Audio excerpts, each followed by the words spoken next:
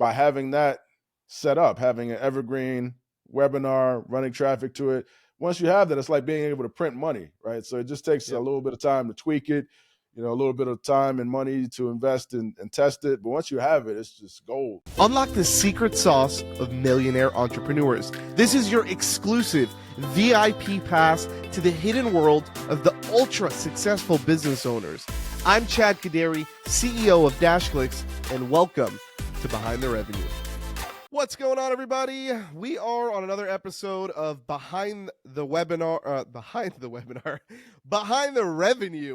Webinar is going to be stuck in my head, probably a topic that we'll talk about a lot during today's podcast. I have Ron Douglas on with me from WebinarCon. Ron, just to add a little bit of context to kind of who you are, what you do, just quick elevator pitch. What is it that you do? Who do you serve?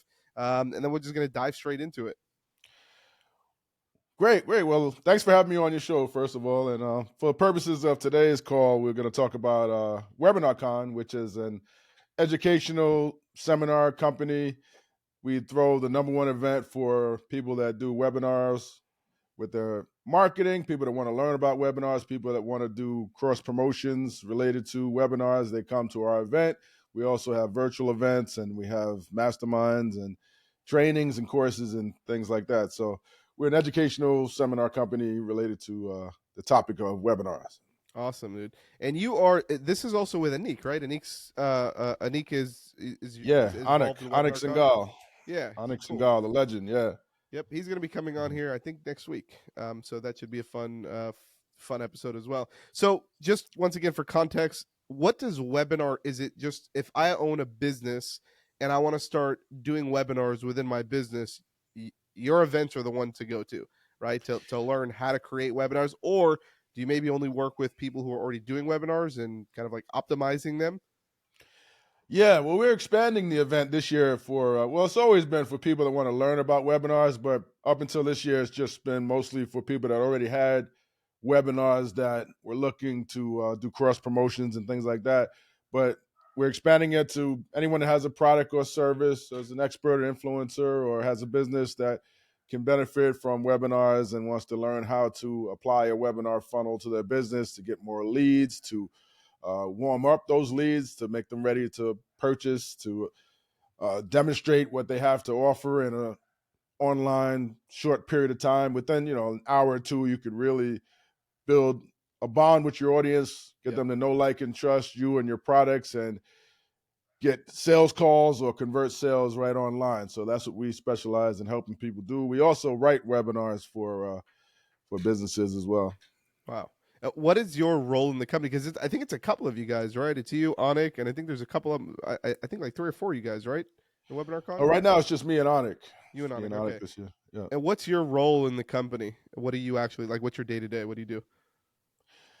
I'm more on the operations side, marketing and operations, I would say. It's my role. I'm the co-owner of the company. Yep. So a little bit of marketing, some copywriting, operations, working with the team to get stuff done, to schedule and plan the events, things like that. Now, do you do webinars as well? Are you the one? Yes, I have a separate business where I do webinars, I promote webinars. So that's a whole separate conversation. But yeah, definitely. I've been doing webinars since 2010. So how do you, like, for somebody that just wants to do, because just also for some context for myself, I've been doing webinars for about 6 years now. When we started DashClicks, we converted from, having our agency to having like this software and fulfillment company for marketing agencies. So our goal was, well, how do we bring on new agencies? And then how do we get those agencies to know, like, and trust us? And I started dabbling into the world of webinars. The first year we opened DashClicks, probably after about like 4 or 5 months, I set a goal for myself, and I was like, okay, I want to do one webinar a week, and I want to do it for 52 weeks straight. So for 1 year, I want to just bang out one webinar a week, and I want to see if I can build momentum by doing like this weekly webinar thing with our audience. And this, believe it or not, this wasn't, most people will do webinars to get new users. We were doing webinars for our existing users to try to get them to buy more stuff, right? Or things like that. Just get them to know, like, and trust us more.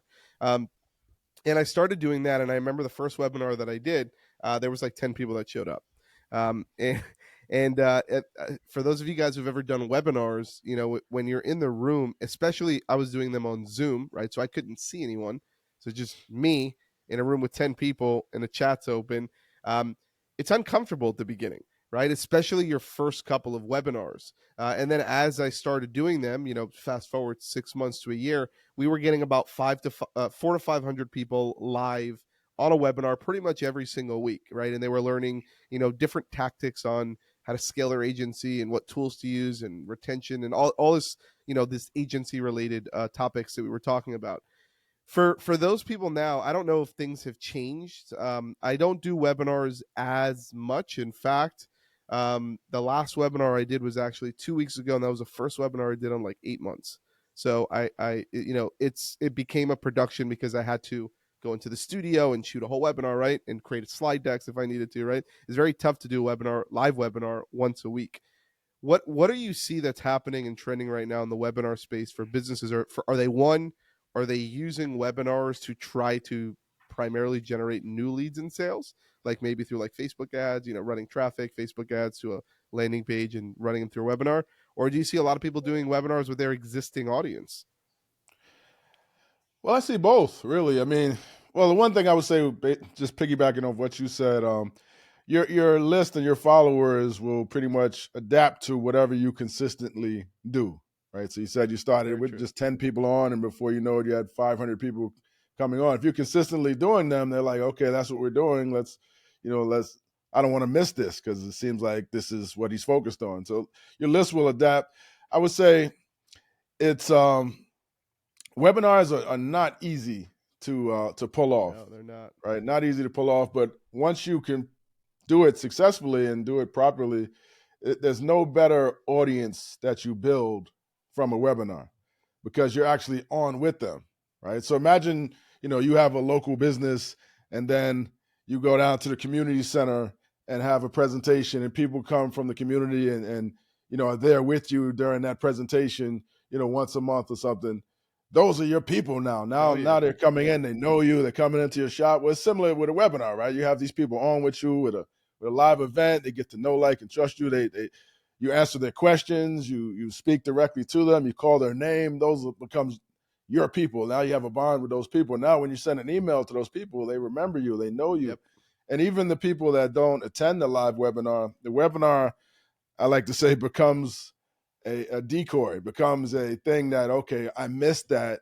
Now I want to watch it on demand, right? Just like you miss your favorite show, but now you're aware of it, and you're like, well, I gotta spend some time to go back and watch that because I heard it was good, or I heard I didn't want to miss it, but at least I have it on demand. So people will watch the replay. So it's a lot of times the webinar is a decoy for the people that wanted to watch it but couldn't make the time, but now they're eager to watch the replay. So the replay becomes a whole marketing sequence in of Yep. itself. So, And the people encores are and all that still stuff. running ads to webinars. It's difficult though, because, like the main thing is, you could run what's called an evergreen webinar that plays just in time or Yep. plays every half an hour, and people could watch it all day long, and it's like a simulated live. You could have people on there live answering the chat box and interacting with people, but you don't necessarily have to be on there. Just take your best presentation and then run it as an evergreen automated webinar. And then, what's difficult these days though is to get people to buy right on that webinar via Very cold hard. traffic, right? So what Very a lot hard. of people do is they get people to get on the phone. So they sell something, a higher ticket item, and they close people on the phone and use the webinar to get people to book an application. That's working still with paid traffic. The other thing with webinars, it doesn't have to be a front of the funnel, top of the funnel type thing. It could be, you sell a lower ticket product, or you have a VSL, or have something you give away for free, and then those people use those people to put them on a separate webinar, and then that becomes a middle of the funnel type of thing. You could do that as well. You could also sell webinars, right? So you could sell a workshop where people actually pay a nominal fee up front to get on the presentation with you, but then you want to add a little bit more content to it. You want to stretch it out a little longer, give them the money's worth, but it's really the same concept. It's just a webinar that people are paying to attend, an online educational presentation. So there's many different ways you can take it, but it's still a super powerful tool to engage with an audience and bond with an audience, and then position what your big opportunity is that you're selling them, and get them to see it, and actually demonstrate, like, here's what the opportunity is, here's what our solution is, here's what our product can do, and have that platform where you have their attention, you have a captive audience that you're marketing to, you're selling to online. So it's still super powerful. People are doing it. I mean, my buddy Jason Fladlin, I think he holds the record now for product launches, right? And I think they Yeah. did $54 million in webinar sales in 1 year, a couple years ago, with their product launch. And they just did a product launch where they had a bunch of JV partners promoting these webinars, and they came Yep. on live, knocked it out, and had a Jason record year crushes for it, that man. launch. I actually just saw Jason recently at the Traffic and Conversions after party event in Vegas. Um, Great guy, and super smart. I've seen a lot of his trainings on webinars and implemented them, and a lot of stuff that we're doing. Um, Mhm. and I know you said so. I want to touch on one subject and dive a little bit deeper. I know you were talking about Evergreen webinars, which is something that everybody always wants to do. Everybody wants to automate everything in life, right? We do it in a different way. Once again, I feel like we've taken the concept of webinars and we use it in a different approach. I don't know if it's the best way, but I know it works for us. Like for us, as an example, we tried a couple different things with webinars. We use Webinar Fuel to like automate our webinars, right? Mhm. You could use any software. There's tons of them, but that's just one that we fell on that works good for us. Um, right now, like we had an issue where demos, we would get a lot of incoming demos that are coming into our platform, right? They want to request a demo, half hour, 45 minutes, show me how the software works, how does your process work, all that good stuff, right? What we ended up doing is I did a live webinar. It was a 45-minute webinar that I did, and I did it live showing people how our software platform works. Also, when you're doing something live, it's so much better, especially when you're getting the recording of it, because you're talking, you're like talking with people versus talking to like by yourself in a room. It's like awkward, right? So I always perform better when I have people. There's comments coming in, questions are being asked, there's like engagement happening, right? Um, and then what we did was we took that demo and we put it into Webinar Fuel, and now we do on-demand demos that people can watch at any time, or they can schedule a demo if they want.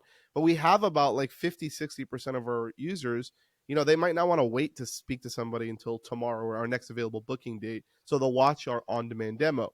And at the end of the on-demand demo, we have one of our packages that we sell, which is one of our lower ticket, $9.97, that comes with access to the software and some other goodies and courses and stuff that they get, right? And we convert. This is to, I would call this more of like warmer traffic, because these are people who are already on our website and are watching it, Mhm. or in the platform and are watching it. So it's definitely not cold, but we're converting at like a 12% on that, and that's a super high conversion rate. But that, once again, just for context, is to a warm audience. We've tried running evergreens to cold. I personally could not crack the code on it. It was very difficult for me. We've done, we actually, believe it or not, that same exact webinar, we tried to run it to a cold audience with some different like landing pages and some more like informational ads. So they're not just coming straight into like a random demo, right? And that didn't convert basically at all. We like ran a couple $1,000s on it, and we stopped it. We couldn't get it to work. So evergreens are very hard. You said it. You said like webinars are very hard to like kind of crack the code. For me, I've always had trouble cracking the code on the cold webinars. We crush it on hot, warm webinars, right? Because even though, going back to the beginning of this podcast where I said like I was doing a webinar once a week, we would sell things. Like we would immediately after the webinar, we would see a spike in sales. Even if I wasn't making any offers, a lot of the, like, think about it. If I'm doing a webinar every week for 52 weeks, how Mhm. many times can I make an offer every single week to the same audience, because those people kept coming on and that group kept building, right? So it kind of becomes like salesy and cheesy, and like I didn't want to make an offer, so I would indirectly sell them like the vehicle that they would need to do this tactic, and that would be like one of the tools inside of DashClicks, right? So I'm like indirectly selling them the thing that they need in order to do that, to have that outcome. And you would see sales spike within 24 hours of me doing that webinar, right? So I just use it in a different context. How have you been able to, or do you run cold webinars right now, like through like the traditional Facebook ads to cold webinars? Are you doing that in any of your businesses? Hey, real quick, if you're a marketing agency or a B2B service or software provider, DashClicks offers white label fulfillment services and software to businesses just like yourself. Go ahead and create your free DashClicks account. I went ahead and left a link in the show notes, or you could just go to dashclicks.com. Yeah, I run. So my model with one of my businesses is a little different. But what you said is really consistent with what I was saying about like it doesn't have to be top of funnel, but it's still a powerful tool because you're getting like really good conversions and for your warm audience. So it's just a matter of looking at the warm audience and say, what did I do to warm them up? And then try to like, do that again and get them on your webinar that way. But so I'm more into lead gen, right? So webinars are great for lead gen, and I'm more into building lists that are, enamored with me, that know my story, that know that trust in my recommendations. So webinars are great for that. I still run automated webinars. I still run traffic to these automated webinars. Is that I primarily what do. you're doing? Is it automated? Like you do them obviously live one time, record them, and then you'll automate them from there? Yeah, I still run automated webinars, and I don't care if I don't turn a profit on day one or even month one because I'm building these leads, and after they go through my process, maybe they're not into my product, but now I'm promoting other people's webinars. So I do a lot of cross promotions with Oh, different I see what products, you're so maybe saying. they're into another product. So through the I'm course just of the trying to year, build I a just look at how list. many leads I built, how much money I made from those leads, and I look at how much each lead is worth to me, and I'm willing to pay, as long as I can get the leads for less than that, I'm doing pretty good. So I'm not really concerned about like break even on the first day or first week or whatever. That's I a just want unique way those to look at it leads. for sure. You're Yeah, and yeah, so as an example, let's just say one of your businesses that you're running, is it just you're running straight up ads to a webinar opt-in page and they yep. watch your Adds to a webinar? registration page to an automated webinar, and then I follow up. So you know the webinar actually becomes. I like to say the webinar becomes a video sales letter during the replay sequence, right? So you can extend the replay sequence. Most people just have like a three day, 5 day replay sequence. You can extend that out. This is something I learned from Onik as well. It's like he has this thing called extend the funnel. So you can extend that webinar sequence out. You could take the webinar, break it into 3 shorter videos. You could turn it into a PDF. You could, take highlights from the webinar. You can get people from that attended that webinar into a group. Get the people that bought the product talking about how great it was in the group, and then the other people see that and want to buy the product. So there's a lot of different ways you could take it. Once you have those leads, once you have that presentation that people feel like, okay, I want to see this, you could do different things with it. You can create a hybrid. So I do, I create a sales page out of it. So I take the webinar replay, but also have a summary of everything that's in the webinar, kind of like a sales text copy below that webinar. So I create like a hybrid sales page from the webinar.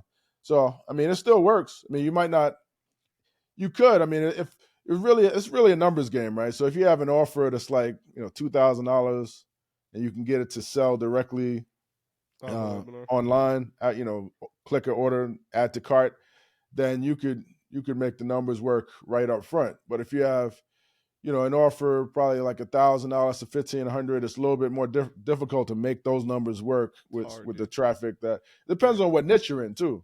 Well, I see. Like Just like you said, traffic depends on like traffic costs in general are going up. At least I don't know for us they're going like I think it's like a normal thing, right? Like we run a lot of right, Facebook ads, Facebook in IG. Um, I remember, when we tried webinars back in the day, even in our agency, we would run webinars for some of our clients that we were working with, not necessarily for us because we weren't really doing webinars. But dude, I remember webinar costs being like $2-3 an opt-in, and now it's higher than that. It's like right, $5, $10, $15, depending on the verticals and the audience and all that stuff. Like, and people don't understand like when I say webinar cost is like I'm getting like $10-15 an opt-in, but when you have a $9.97 product that you're trying to sell, like those numbers, if you have like a 2% conversion rate on a cold webinar, like That's not gonna, like, those numbers are not gonna work. They're not gonna be profitable unless you're selling them like super higher ticket items on the back end, right after they buy that initial course or whatever the heck you're selling them for 997. Yeah, So yeah, you like, can reverse engineer the numbers based on what your lead costs are and how many people show up to your webinar, and so I mean, we could run an example of what it is. So I mean, if you have a 2% conversion on a $1,000 product, that means for every 100 people you're making 2,000. So how much does it cost? That's $20 well, not everybody that registers is going to will come on your show. webinar, Yeah. right? So you have to run the numbers to see what your Do you registration rate is, what your show rate is, and then you can reverse engineer to see if it's going to be profitable for you. But you also have to consider how many people, what percentage of people are going to buy. So if you have a 2% right on the webinar, which is pretty good actually for on cold cold, it's not traffic bad, yeah. or $1,000 offer, you have to consider how many people are also going to buy on the replay sequence. Maybe you double that on the replay sequence. So, maybe for every 100 people you registered, you're making $4,000 So when they go through the whole replay sequence. So it's just a numbers game, right? But my opinion is like if you're not really concerned about, if you don't need the money like to break even right then you could do pretty good knowing the long-term course of those leads, the long-term value of those leads, and how it's gonna make you money and how you're acquiring customers and building your brand. So I have a couple questions for you because these are fun topics for me. One, let's say some of the webinars that you're running, or you see some of the people running inside of your guys' program. Are you doing on-demand replay or on-demand webinars, or are they, 3 times a day or once a week? Like, or how are you doing? Because that affects the show up rate like crazy, right? And we've played around with a bunch of different options. What are you seeing that works the best right now? Right. Well, with cold traffic and just running ads to it, we're doing Evergreen automated webinars that run every 15 minutes, and that works. I mean, because they get a opportunity to see it multiple times. So we'll do like just in time, like watch it now or watch it at noon Eastern or watch it at 8 p.m. Eastern. So Yeah, so those you would be get like like the three three different times different or just options in that we time. tested. Yeah, we tested those three and they work pretty well. What do you And see that's like what's cool about normal? WebinarCon, and a lot of agencies actually go to WebinarCon to meet clients because those are some of the best clients. These guys are spending money on webinars. They're running traffic. You know, they're not newbies don't tend to come to WebinarCon. It's like high level people. It's like the cream of the crop of the industry of people that run webinars. So, yeah, I forgot what I was gonna say. So we were talking about. So yeah, Yeah, like show up rates. Like, let's just say, like, if you run that, like, you're talking about having like a just in time and then like 2 or 3 other options, right? What's like normal show up rate that you would be okay with on a cold webinar? on What's an kind of Evergreen like you just in shoot time for? webinar. Yeah, like I just mean, in you can time. get 50, 60% of them to show up because it's like happening right there. Yeah. The challenge is to get them to stay until the offer, right? So you And have how to. long are your webinars usually? Like 1, 2 hours? It's about so I get to the pitch within 45 minutes, and then I Yeah. have like a Q&A, so it might go an hour and a half, 2 hours. But with cold traffic and with Evergreen webinars, I like to get to the point. I actually tell them up front that there's an offer. One of the things I do, and this is like an Really? insider secret. I remember what I was going to say. I'll go back to it. One of the things I do, and this is like one of the insider secrets that I use is so for my offer, I have a coupon code, and I give them the coupon code within the first 10 minutes, and I'm like, I'm gonna, you know, show you how to use this coupon code, but I wanted to make a great offer because I appreciate you guys coming on my presentation. This coupon code is good, for the rest of the night, or whatever it might be. And I give it to them. Here's the coupon code. Jot this down. So now they have this coupon code in their pocket, and they're like, okay, what am I supposed to do with this? So they're like eager to use it, right? It's like like my wife loves coupon codes, right? I mean, Who Macy's every doesn't? week they send me, Everybody, yeah. yeah, everybody, right? Everybody likes to And save and it's money. like when you have it, even if you weren't intending on spending money, you kind of are trained to like want to use it. Like I have this discount, this is a deal. So that's what I do, and it kind of helps to lock people into and helps them to when they see the offer, they're expecting it. They're looking forward to seeing what it is, and not like surprised by it, and not like saying, "Oh, you're just trying to sell me something. This wasn't about like the free thing or whatever." So that works. And the thing I was going to say is, so a place like WebinarCon, um, is a place where people go to share these type of ideas, and a lot of the value comes just from interacting with the people that are there at the bar and whatnot, and learning little tips like this that could change your funnel. I mean, if you could get a webinar, a recorded presentation to start bringing in leads profitably, and you're able to scale that. That's how Anik. You talk about having Anik on your show. I'm sure he'll talk about. I know he wants to talk about compliance, but I'm sure he'll talk about Yeah, webinars if you he's ask him.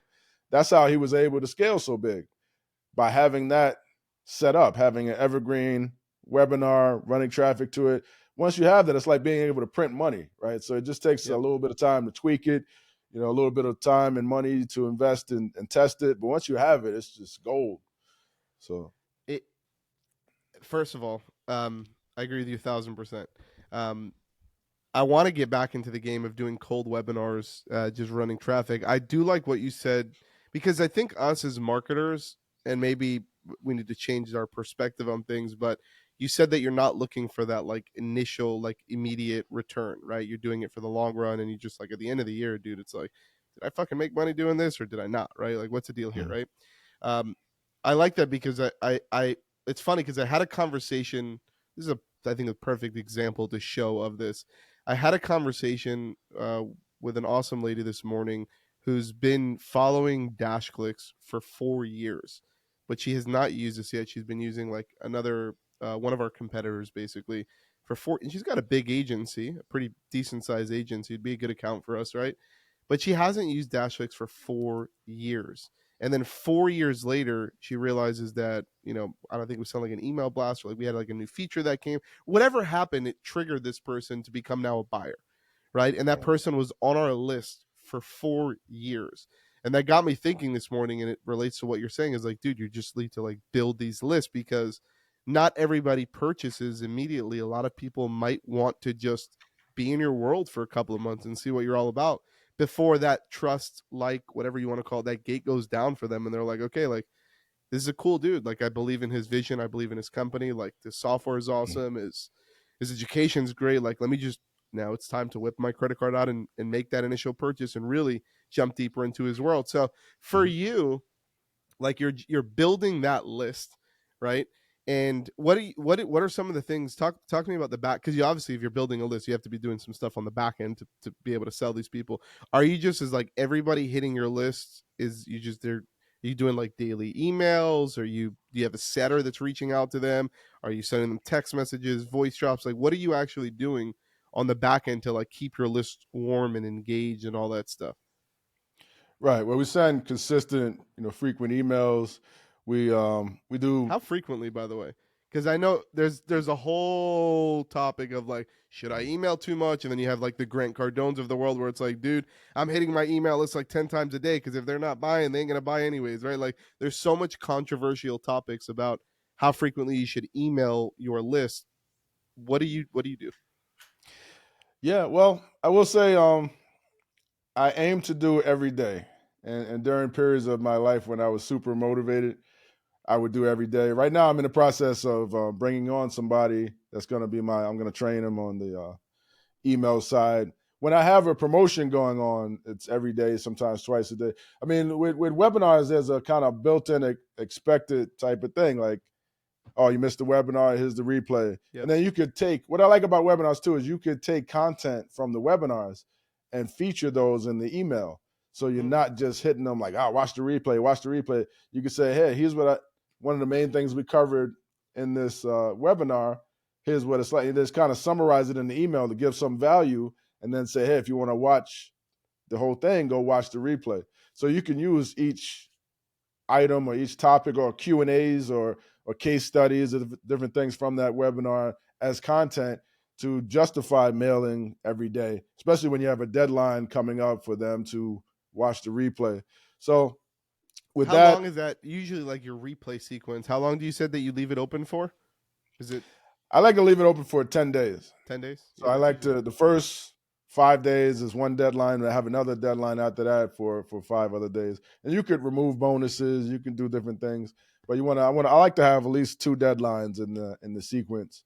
And so I also, another thing we do is we have coaching as well. So we have a product, $1,500 product, and we have coaching on the back of that. So everybody that buys the product gets a strategy call, and then we offer, hey, if you want to work with us one on one, we can coach you, and then I have outsource the coaching to a couple different sources that do the coaching. So that's another kind of higher end, higher ticket item that helps us make the numbers work long term.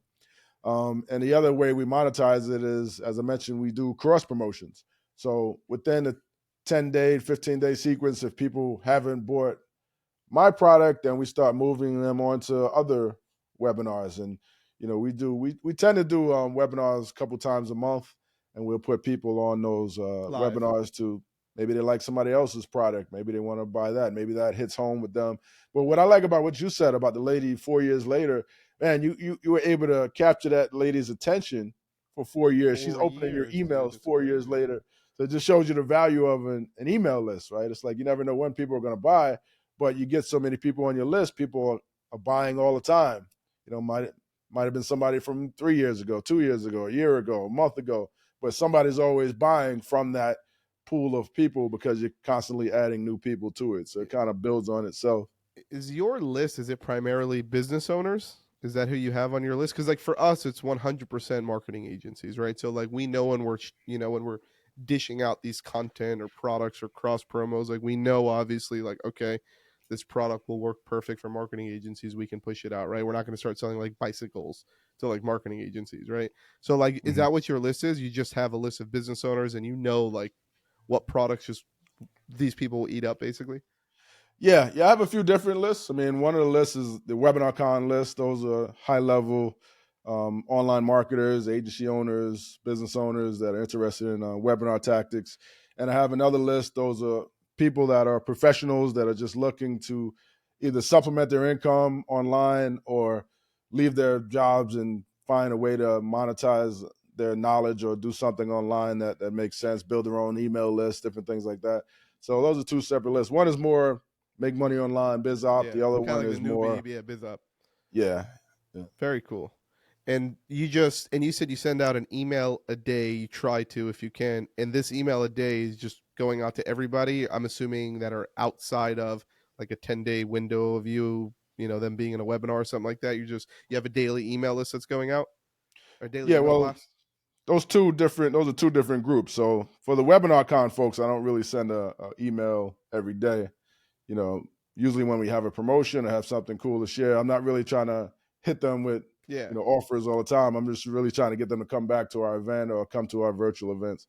So with the other list, yeah, once they go through the sequence, we want to email them every day, but it's a two separate lists, Yep. right? So For those the guys get, let's say for like yeah. the biz op list that you have, the ones that you do email every day. Are you physically sitting down every day and writing an email, or have you like written 365 emails that you just have like on autopilot and just kind of doing its thing? Um, I have a collection of emails that I've written over the year. I've been writing emails I'm for sure. a long time. So sometimes if I'm inspired to write something new, I'll write something new. If it's something going on in my life that I want to share, if it's some milestone that I've achieved or some new case study, new success story I want to talk about, I'll write the email myself. Other times I could just take emails. Sometimes I just say, here's the top 10 ways to do XYZ, and I could use AI to write that email, right? I Mm. just put my own intro, put my own conclusion, and then have the list of things with their description and different things. I could just grab that right from AI. My wife helps out with writing emails, so we have a bunch of different publications. Right, we have one in the cooking space that my wife handles, and that goes out 3-4 times a week with recipes and stuff like that. We have a PLR list where we sell private label Private products label and stuff. whatnot, and we talk about different. We promote other people's affiliate offers, private label offers, and things like that. So it's always emails going out. I don't always write them myself, but I'm pretty good at writing them, and I haven't fully replaced myself in the business yet. But it's something I enjoy doing, right? I mean, my ideal life is just to have that webinar running traffic to it, building my list, and then just send one email out a day, and then go play with Sales my come kids in. or go have ice Well, cream, that's or the you know what I dream, mean, dude. like go to the Yeah, movies. 100%. Yeah. I think one of the things that I'm trying to do this year is how do I take more of my time working in the business kind of out and just be focusing on top level stuff. And like you said, like go play with my kids, go have fun. Like I don't Mhm. need to be involved in doing the day to day so much. So I want to go to WebinarCon really quick. And by the way, for those of you guys who are thinking of attending WebinarCon, I actually attended WebinarCon. It was a virtual version that you guys did a couple years ago.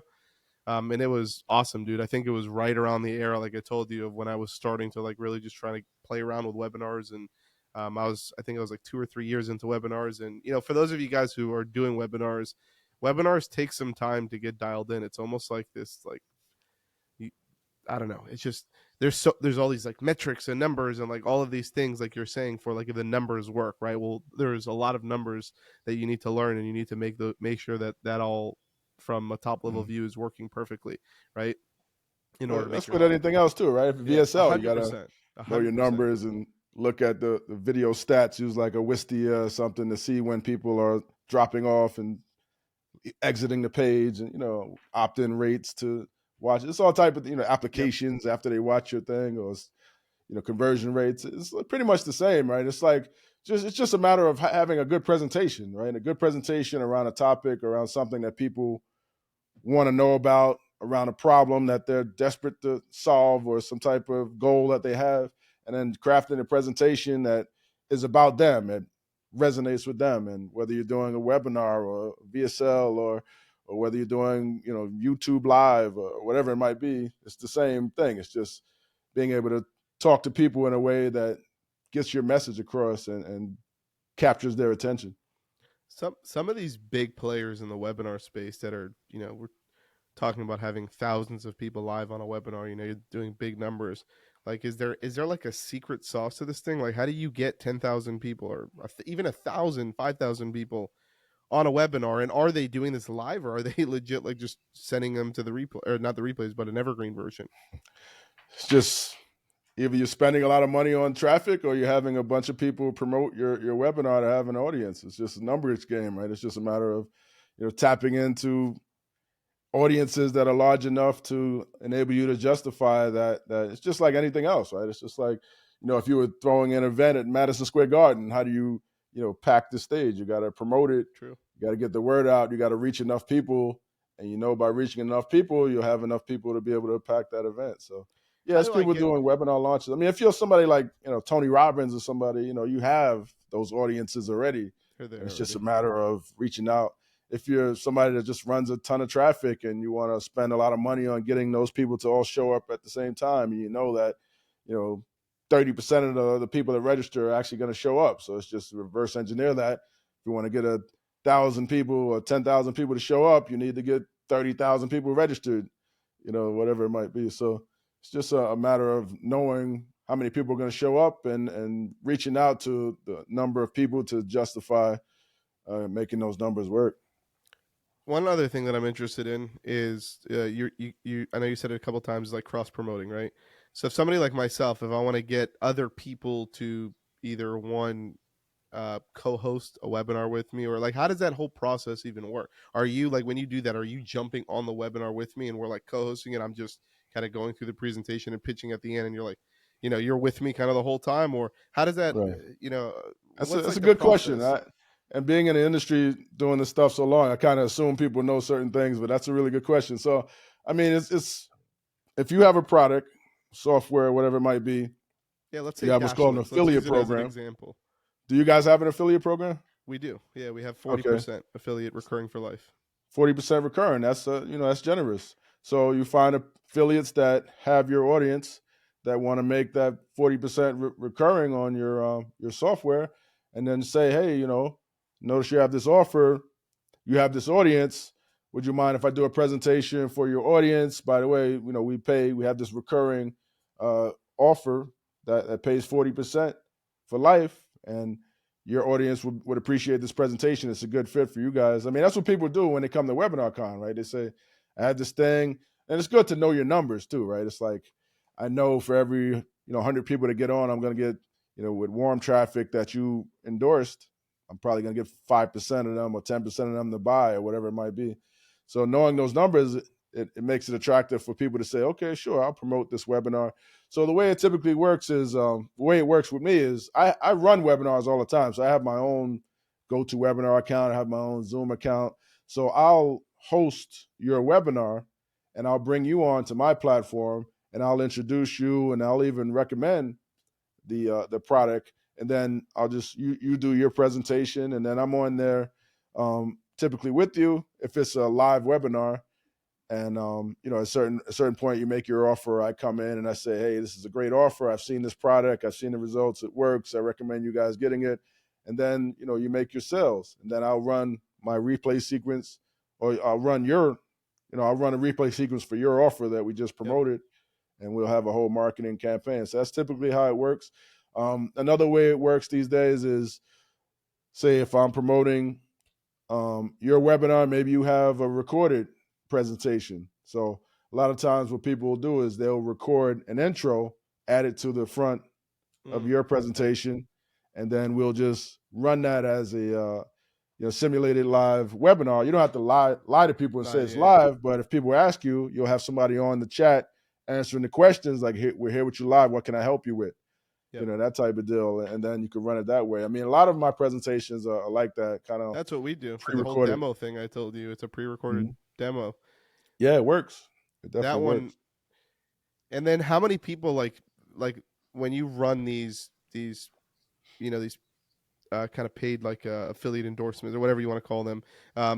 How many people usually show up to one of your live webinars? Like, let's say I wanted to do this with you. How many people would, if and you wanted to do it as well? How many people do you usually get on live? I mean, I could get maybe 200, 250 people on live. I'm doing webinars, twice a month, right? So a lot of times these days with my list, because they're so accustomed to getting the replay, that They you'll don't get show up thousands of live. Yeah. people watching it on a replay. So Yep. like I mentioned, sometimes the webinar is a decoy, right? So it depends on how hard I want to push it. If I want to incentivize it, like, hey, we're giving these free gifts or free bonuses for attending the webinar. If I really get behind it and just go all out, and this is the next big thing, but you can't really do that too much, right? Because you start to lose credibility Yep. if the next big thing is happening every 2 weeks. Then So yeah, that makes it, sense. yeah. I think I mean, Dashlix the just other is a thing I was going to say shameless. is like logistically with the webinars being, I have my own platform. I tend to run the webinars to my platform, and I control the registration page. But there's people that will let you, affiliates that will let you control the registration page, collect the leads yourself, and they'll just promote to your registration page Yep. and They hit on the your list. webinar platform, and you could run it like that. And sometimes they'll come on and do an intro, or sometimes they'll just be like, I just want to run traffic to this and let you do your thing. Yeah. A So lot of times we've done that a couple times with affiliates where they'll do an email blast, they'll send traffic or whatever it is. I like the first way better because it's more like I'm the one hosting the web. Like it's not me physically, like you're the one hosting the webinar, and it's me mhm. like coming on and also just just teaching for a little bit, and it's like that endorsement feels like a little bit more natural versus like, hey, Yeah, go check this out. Here's the link, right? it definitely converts better to do it that way. Like, 100%. I, yeah, as a shameless plug here, while we're live on the podcast, I think Dashlix would be a good offer for that BizOp list. Maybe we should talk after. I think it might be an opportunity. yeah, you can check it out. All right, so I know we're getting to the end here. Is there any place that Ron, if they want to get in touch with you, I know you're probably going to say WebinarCon, right? Where's a good place? Tell them what website. If they, I'm sure people are going to be all hyped up about webinars after this. Where do they go? What do they do? Yeah, definitely. WebinarCon.com, right? Con.com, WebinarCon.com. Or we have a group on Facebook called Webinar Marketing Group. You can join. If you want to learn about just making money online and stuff like that, you can go to rondouglas.com and sign up for my emails there. And that's it. I mean, our next event is Awesome. going to be an in-person event. It's going to be at the Ritz-Carlton in Orlando, Really? November 11th through the 13th. Okay, I'm in South Florida. I might have to actually come. Yeah, That would be yeah, you got good. to come through, man. Yeah, All it was right. a blast last year, man. We had a good turnout, some really good people there. That was the first time doing it in Orlando. Prior to that, it was in Austin. So we had such a great time in Orlando. We're coming back. Great All right, man. resort. What was crazy is like Ritz Carlton is typically like $1,000 a night, but our group rate for people that joined WebinarCon last year. I think it was $269 a night, and this year I believe it's like 300 and change. And how many days? How many days is WebinarCon? It's the 3-day. It's a 3-day event. So yeah, 11th through the 13th. Love it, dude. Well, I'll be out there. So if you want to hang out with me, come out there. Whoever's watching.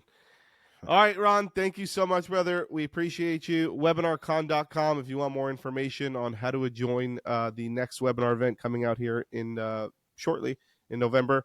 And we appreciate you, brother, and we'll see you on the next run. All right, thanks so much. Have a good one. Hey, do you want more of the Behind the Revenue podcast? Look, join our private Facebook group where marketing agencies from all over the world are sharing strategies, network, and scale their businesses together. Visit facebook.com/groups/-clicks to get instant access. And also, if this podcast helped you in any way, please do me a favor, share it with friends, leave us a review on iTunes or Spotify. That really helps build our community.